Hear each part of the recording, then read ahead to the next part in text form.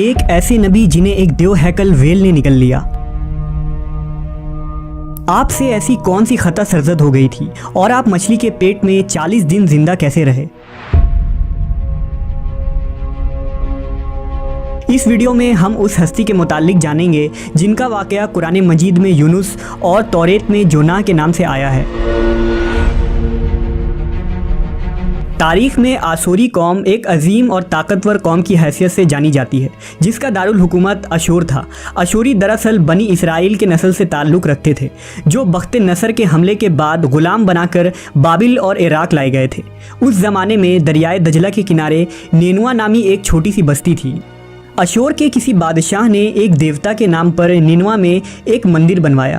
رفتہ رفتہ دوسرے بادشاہوں نے بھی مندر اور عمارتیں بنانا شروع کر دیں اور ایک دور ایسا آیا کہ یہ چھوٹا سا علاقہ سلطنت اشوریہ کے عظیم الشان دارالسلطنت میں تبدیل ہو گیا۔ نینوا شہر کے بیچوں بیچ مندر اور شاہی محل تھے جہاں سے اشوریوں کا بادشاہ پورے سلطنت پر حکومت کرتا تھا اور اونچے تخت پر بیٹھ کر بازاروں، گلیوں اور تفریح گاہوں کا نظارہ کیا کرتا تھا۔ اشور کے مغربی علاقے میں لہلہاتے کھیت تھے۔ پورا شہر درختوں اور باغات سے سرسبز و شاداب تھا۔ اشوریہ لوگ پتھر تراشنے کے فن میں بھی ماہر تھے، لہذا جگہ جگہ سنگ مرمر کے دیواروں پر انہوں نے اپنے دیوتاؤں کے نقش و نگار بنا رکھے تھے۔ مختصر یہ کہ نینوا تہذیب و تمدن کے لحاظ سے انتہائی ترقی یافتہ شہر تھا۔ اشودر دیوتا ان کا سب سے بڑا دیوتا تھا۔ نیز یہ لوگ بادشاہ کو بھی خدا کا درجہ دیا کرتے تھے۔ یہ لوگ بت پرستی اور کفر و شرک میں مبتلا تھے۔ اس وقت نینوا کی آبادی 1 لاکھ سے زیادہ تھی اور یہ 700 قبل مسیح کا زمانہ تھا۔ اللہ نے اس زمانے میں اس قوم کی ہدایت کے لیے حضرت یونس علیہ السلام کو بھیجا۔ حضرت یونس کا پورا نام یونس ابن متا تھا۔ آپ حضرت ہود علیہ السلام کی اولاد میں سے تھے، جبکہ بعض مفسرین نے لکھا ہے کہ یونس علیہ السلام کا تعلق بنی اسرائیل سے تھا۔ آپ حضرت یوسف کے چھوٹے بھائی بن یامین کے بیٹے تھے۔ جب آپ کو نبوت ملی اس وقت آپ کی عمر 28 سال تھی۔ آپ پر ایک صحیفہ بھی نازل ہوا جو توریت میں یونہ کے نام سے موجود ہے۔ حضرت یونس سب سے پہلے اشوری بادشاہ کے پاس گئے اور اسے پیغام حق سنایا۔ اسے خدائی کے جھوٹے دعوے سے توبہ کرنے کا حکم دیا اور ایک اللہ کی عبادت کی طرف بلایا۔ یونس علیہ السلام نے اس سے ان اسرائیلی قیدیوں کو آزاد کرنے کا بھی حکم دیا جسے اس نے قید کر رکھا تھا۔ نینوا کا بادشاہ آپ کی باتیں سن کر غضبناک ہو گیا اور آپ کی جان کا دشمن بن گیا، لہٰذا آپ علیہ السلام نینوا کے عوام کے پاس گئے اور انہیں توحید کی دعوت دی۔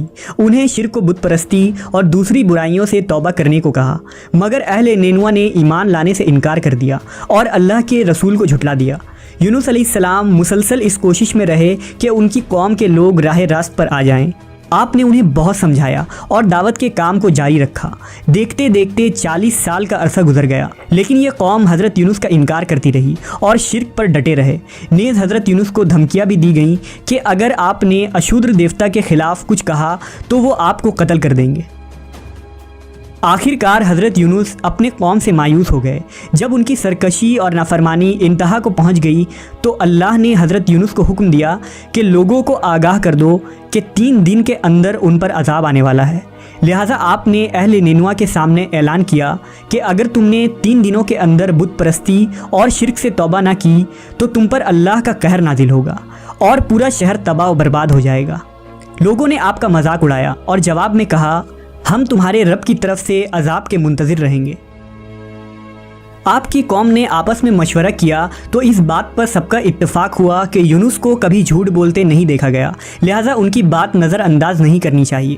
مشورے میں یہ بھی طے ہوا کہ دیکھا جائے کہ اگر یونس علیہ السلام رات بستی کے اندر اپنے گھر میں مقیم رہتے ہیں تو سمجھ لو کہ کچھ نہیں ہوگا، اور اگر وہ یہاں سے کہیں اور چلے جاتے ہیں تو یقین کر لو کہ صبح عذاب ضرور آئے گا۔ حضرت یونس علیہ السلام رات کو اس بستی سے نکل گئے۔ صبح ہوئی تو عذاب الہی کا ایک سیاہ دھواں بادل کی شکل میں بستی والوں کے سروں پر منڈلانے لگا۔ جب وہ ان کے قریب ہونے لگا تو ان لوگوں کو یقین ہو گیا کہ اب وہ سب ہلاک ہونے والے ہیں۔ دراصل حضرت یونس علیہ السلام اپنی قوم سے ناراض ہو کر چلے گئے تھے، مگر انہیں وہاں سے نکلنے کا حکم نہیں دیا گیا تھا۔ وہ عذاب کی اطلاع دینے کے بعد اللہ کی اجازت کے بغیر اپنا علاقہ چھوڑ گئے تھے۔ آثار عذاب دیکھ کر جب اشوریوں نے توبہ و استغفار کی تو اللہ نے انہیں معاف کر دیا۔ اللہ تعالیٰ کسی قوم کو اس وقت تک عذاب نہیں دیتا جب تک وہ اپنی حجت پوری نہیں کر لیتا۔ پس جب یونس علیہ السلام نے اس قوم میں مہلت کے آخری لمحے تک نصیحت کا سلسلہ جاری نہیں رکھا اور اللہ کے مقرر کردہ وقت سے پہلے وہ خود ہی ہجرت کر گئے تو اللہ کے انصاف نے اس قوم کو عذاب دینا گوارا نہ کیا اور انہیں معاف کر دیا گیا۔ جب حضرت یونس علیہ السلام فرات کے کنارے پہنچے تو ایک کشتی کو مسافروں سے بھرا ہوا پایا۔ حضرت یونس کشتی میں سوار ہو گئے اور کشتی نے لنگر اٹھایا۔ پورے دن میں کشتی سمندر میں سکون سے چلتی رہی۔ اچانک اونچی اونچی لہریں اٹھنے لگیں۔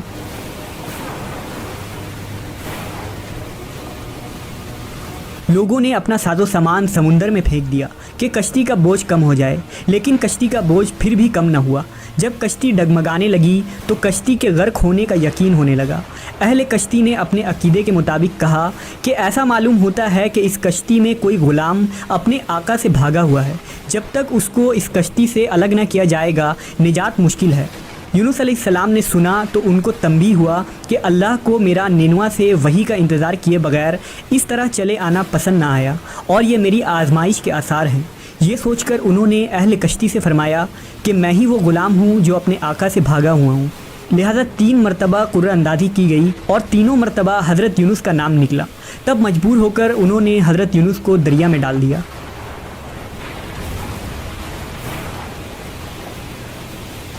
اس وقت اللہ نے ایک بڑی مچھلی کو حکم دیا کہ انہیں نگل لو، یہ تمہاری غذا نہیں ہے، اس لیے ان کے جسم پر کوئی تکلیف نہیں ہونی چاہیے۔ مچھلی نے حضرت یونس کو اپنے پیٹ میں نگل لیا۔ یونس علیہ السلام نے جب مچھلی کے پیٹ میں خود کو زندہ پایا تو بارگاہ الہی میں اپنی ندامت کا اظہار کیا کہ میں وحی الہی کا انتظار کیے بغیر اور اللہ سے اجازت لیے بغیر امت سے ناراض ہو کر نینوا سے نکل آیا۔ حضرت یونس نے مچھلی کے پیٹ میں اللہ کو پکارا۔ ان پر 3 اندھیرے اکٹھے ہو گئے تھے، رات کا اندھیرا، مچھلی کے پیٹ کا اندھیرا اور سمندر کا اندھیرا۔ آپ نے ان اندھیروں میں یہ کلمات کہے: اللہ تیرے سوا کوئی معبود نہیں، تو یکتا ہے، میں تیری پاکی بیان کرتا ہوں، بے شک میں اپنے نفس پر خود ہی ظلم کرنے والا ہوں۔ روایتوں کے مطابق اگر حضرت یونس یہ تسبیح نہ کہتے تو قیامت تک مچھلی کے پیٹ میں رہتے۔ رسول اللہ صلی اللہ علیہ وسلم نے فرمایا کہ جب یونس نے یہ دعا کی تو یہ کلمات عرش کے گرد گھومنے لگی۔ فرشتے کہنے لگے کہ یہ بہت دور دراز جگہ سے آواز آ رہی ہے، لیکن کان اس سے پہلے اس سے آشنا ضرور ہیں اور آواز بہت ہی کمزور ہے۔ اللہ نے حضرت یونس کی درد بھری آواز کو سنا تو فرمایا: کیا تم اس آواز کو نہیں پہچانتے؟ انہوں نے کہا نہیں۔ فرمایا: یہ میرے بندے یونس کی آواز ہے۔ فرشتے نے کہا: یہ وہی یونس ہے جس کی پاک عمل قبول شدہ ہر روز تیری طرف چڑھتے تھے۔ اے اللہ، مصیبت کے وقت اس پر رحم کر۔ تو اس وقت اللہ نے مچھلی کو حکم دیا کہ وہ آپ کو بغیر کسی تکلیف کے سمندر کے کنارے اگل دے۔ روایتوں کے مطابق یونس علیہ السلام 40 دن اس مچھلی کے پیٹ میں رہے اور اس کے بعد اللہ کے حکم سے اس مچھلی نے آپ کو سمندر کے کنارے اگل دیا۔ مچھلی کے پیٹ میں رہنے کی وجہ سے آپ کا جسم ایسا ہو گیا تھا جیسے کہ پرندہ کا پیدا شدہ بچہ جس کا جسم نرم ہوتا ہے اور جسم پر بال تک نہیں تھے۔ غرض حضرت یونس بہت ہی کمزور اور ناتواں حالت میں خشکی پر ڈال دیے گئے تھے۔ اس کے بعد اللہ نے سمندر کے کنارے پر ایک بیلدار درخت اگایا۔ روایتوں کے مطابق وہ کدو کا پودا تھا جس کے ذریعہ حضرت یونس علیہ السلام پر سایہ ہو گیا۔ اس کے علاوہ اللہ نے ایک جنگلی بکری بھیج دی جو زمین کی گھاس اور جڑی بوٹیاں کھاتی تھی اور صبح و شام آپ کو دودھ پلاتی تھی، یہاں تک کہ آپ تندرست ہو گئے۔